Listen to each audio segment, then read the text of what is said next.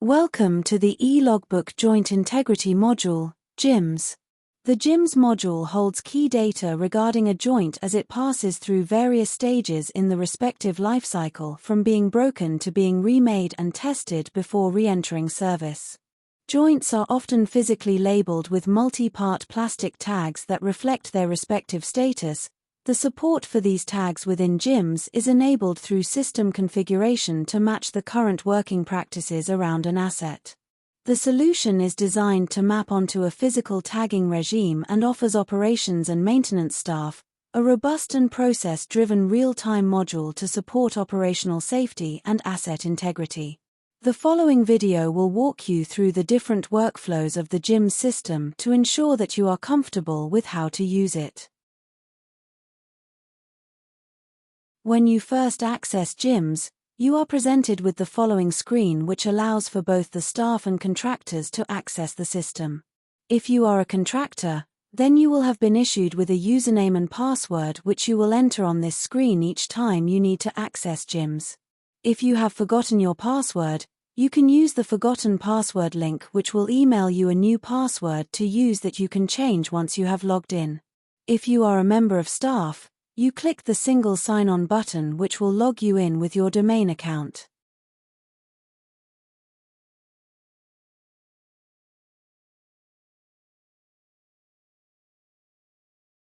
Once logged into JIMS, you are presented with the home page.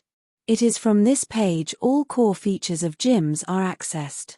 Across the top of the page, you will see several key pieces of information related to your account, those being your username, the ability to log out, and change password, which is only applicable to contractor accounts.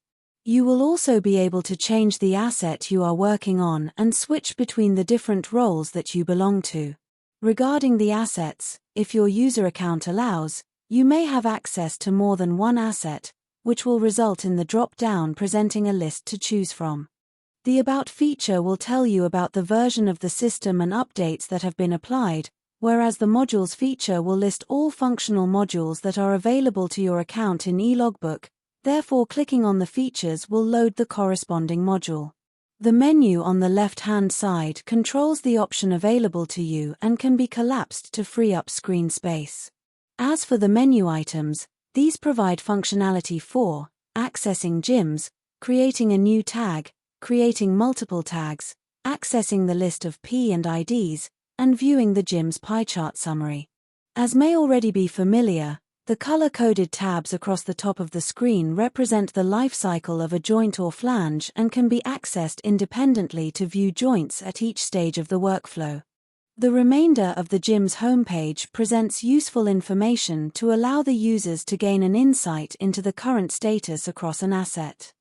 The Tag Summary by Source table is used to list all of the joint tags by workflow status across operations, maintenance, and projects, as well as providing totals. The Witness Joint Tag Summary by Source presents similar information but for witness joints. As before, clicking on the number will link through to the list of joints at the respective status. The assurance stage waiting to be completed is used to list the count of joints that have completed the maintenance aspect of the lifecycle and are now back in service, requiring checking at intervals to ensure they are operating as expected. The active work pack by joint status will list all work packs that are currently being managed across the relevant status in the lifecycle. The reverse integrity gaskets and rescue gaskets will list all gaskets that are currently captured within JIMS.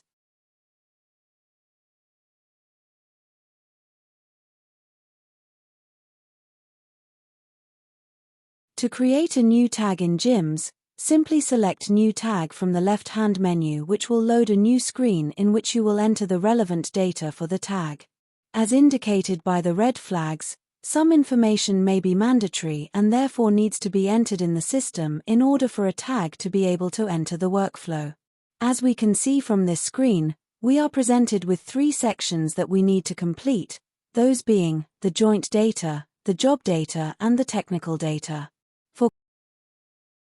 In each of these sections you will see that the red flags indicate where data is required to be entered.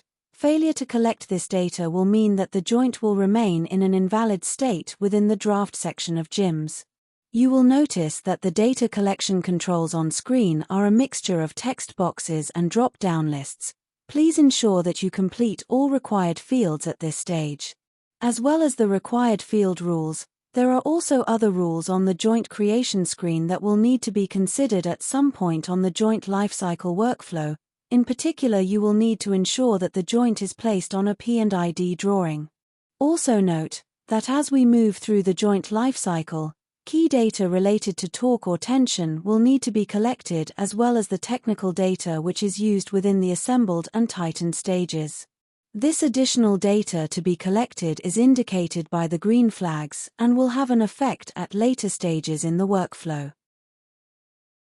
If we look at a new joint that has been saved, we can see all of the required data that was collected, as well as some functional buttons that allow us to perform additional actions within the joint lifecycle. The buttons allow us to release the joint. This moves the joint onto the next status in the workflow. Cancel the joint. This cancels the joint and sets its status respectively. Copy. This allows us to copy the joint so that we can create another joint with the same core data. Link to lost tag. This allows us to link this tag, which we have created new, as a replacement for a lost tag. Print tag data. This allows us to print all of the joint, job and technical data. Print joint certificate. This allows us to print the joint completion certificate. If any validation errors are present, they will either be presented in red text or as part of a pop-up window message. With this joint, we will notice that we have a warning on screen that is requesting us to place the joint on the P&ID drawing. This must be done before we release the joint. Once we have placed the joint on the P&ID drawing, we can release the joint, which will move it from the draft status to the release status, whereby the joint will be ready for tagging. To place the joint on a P&ID drawing, simply click on the hyperlink which will load the respective P&ID. From this screen we are able to interact with the P&ID to see the status of all joints that are related to this P&ID. We are able to use the filters along the top of the screen to filter by lifecycle stage, as well as by several other keys fields which we will address later. To add our joint to the drawing, simply drag the joint onto the drawing and place it accordingly. To aid with the usability, there are several alternative shapes that can be used, those being a standard rectangle or 4 rectangles with pointers at 45 degrees. Once the tag has been placed onto the drawing, we will need to save the drawing updates, which we can do using the Save button. You will be asked to give the update a name. This can be anything you choose, but may be something more relevant to the work at hand. The joint navigation control on the left-hand side enables the user to highlight and select any joint which enables navigation to that specific joint data screen. There are also other controls on this screen for accessing summary information on other joints, regardless of joint status.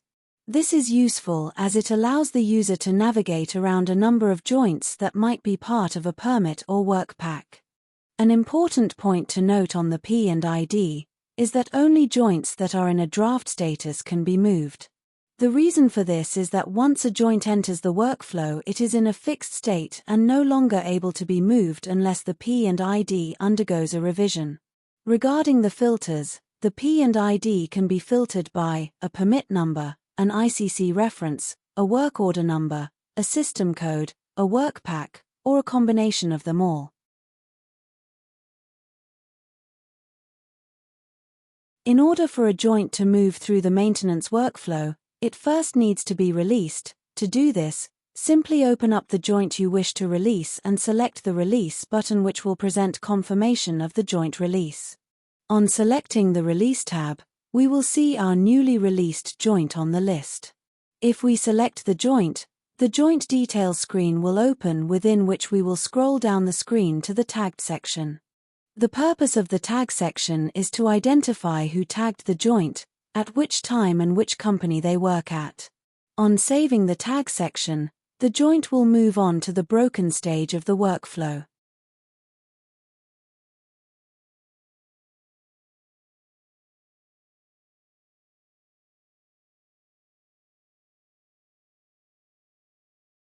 It is worth noting on this screen, we are able to perform other functions on the joint such as indicating the joint has been lost, cancelling the joint, copying the joint, linking the joint to a lost tag, and printing the tag data. As with all sections in the workflow, we are able to cancel and roll back. In doing so, we can correct errors that have been made in capturing the details of the workflow. As demonstrated here, we have cancelled completion of the broken section so we can go back to the tagged section and update any information as required. This is a useful feature and one which allows any user to update the joint information. It is worth noting here that who performed the update is recorded in the audit log so we can see all user actions. In the following section, we will see how to move the joint through the various lifecycle stages in order to reach assurance that the joint is ready to be released back into service. We will start by completing the tagged section and indicating who tagged the joint and when. As we can see, the joint is now at the tagged stage, therefore we will move on to completing the broken stage. As before, we will indicate who completed the joint breakage, which will prepare us for capturing the data around the joint assembly.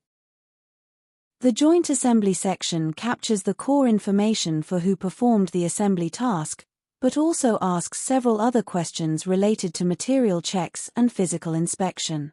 It is important to note that at this stage you will need to have completed capturing all of the technical data of the joint as well as other required data, otherwise the workflow cannot move on. In order to address any data validation warnings related to the joint, you will need to cancel out of the joint assembled section and edit the main joint data section, ensuring, in particular, that all technical data is completed. Regarding the technical data on this screen, the majority of this data is held within lookups in the system and is controlled by your system administrator. If you require any changes to the values presented, then please contact your administrator.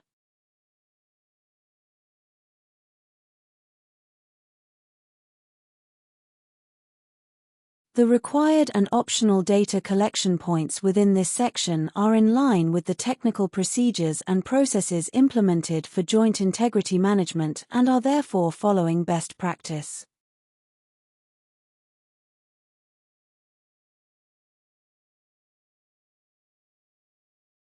Now that you have captured all of the core data of the joint, you are free to complete the joint assembled section, ensuring to answer all fields as required. Once this is completed, the joint will be ready to move on to the tightened stage.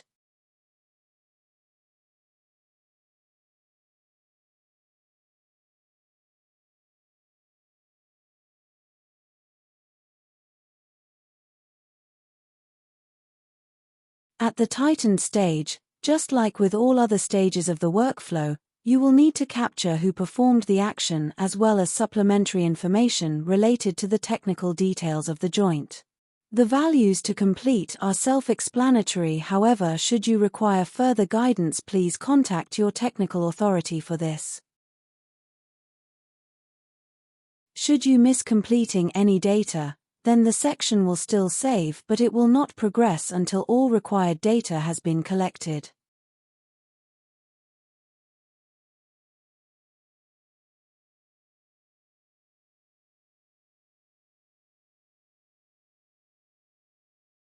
As we can see in this example, we have failed to complete the notes question. In doing so, the section will still save, however we will not be able to progress to the tested section until we have completed the notes. Should any other validation warnings trigger on this section, then you will be presented with a notification on screen which will provide you with instructions as to what you are expected to do.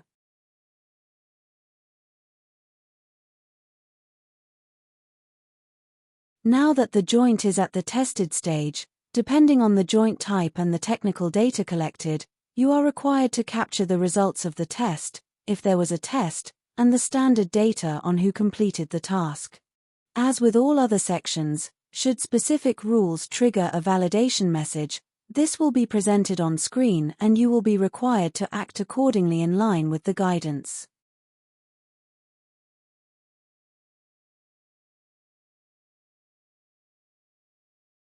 As can be seen in this example, we have failed to supply the TQ number. Should the TQ number not be required, then this will require us to amend the main joint data section.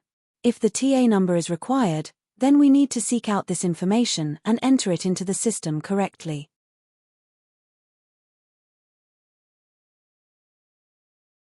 Now that the data has been validated and saved, the workflow is able to progress. As the joint has completed the maintenance phase of the workflow, it is ready to be released back into normal operations. As we can see by scrolling down the screen, we are presented with the full history of who did what and when during each stage of the lifecycle along with the joint change log. This is particularly useful as an audit trail to look back on. The final step in recording that the joint is back in use is set the date in service. It is worth pointing out here that all of the data that has been captured to date have been in chronological order, and therefore we cannot set the joint back in service before it was tested. In attempting to do so will result in a validation warning that will require correction. Once we have overcome the validation warning by entering the correct information, we will be able to progress accordingly. As can be seen in this example, we have corrected the time that the joint was back in service to a time that is after the testing phase. As this section saves and reloads, we will notice that the in-service check element is enabled, which will require us to record when the check took place in line with the documented procedure.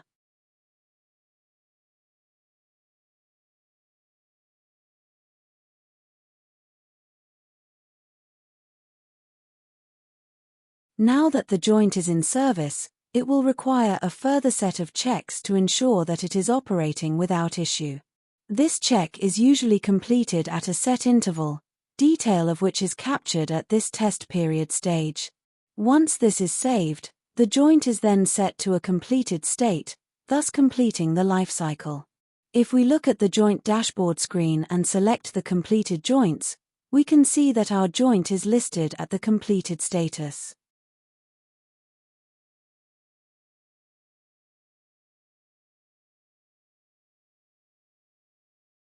The summary chart is used to provide a further assurance check and ability to show the current status across an asset using a variety of filters.